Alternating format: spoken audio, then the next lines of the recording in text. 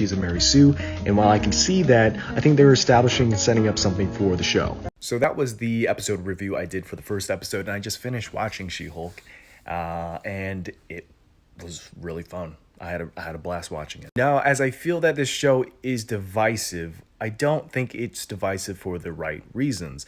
And there is a lot of outroar for certain decisions they made with the character, or that the MCU is becoming too comical.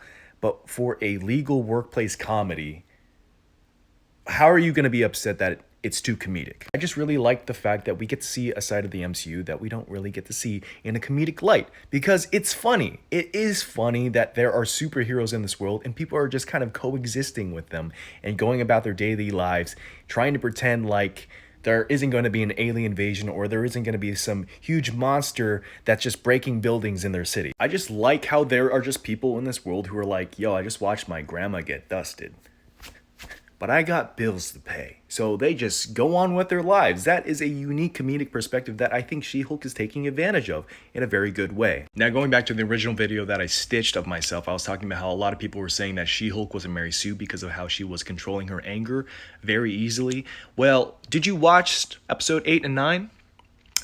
That was kind of the point. That was sort of the setup, that she was like, I got this. This is fine.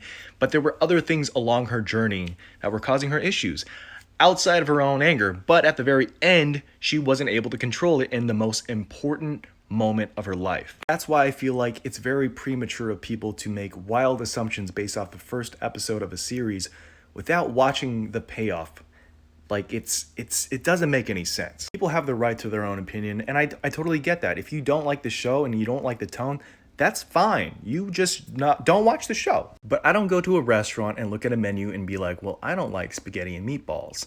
I do, but let's say I don't. But because this restaurant has spaghetti and meatballs on their menu, I dismiss the entire menu. Who knows? My favorite food item could be on that goddamn menu. The best dish I could ever have in my life, I could be missing out on just because I didn't give this restaurant a chance. If you watched the last episode, this show is a lot more self-aware than we give credit to.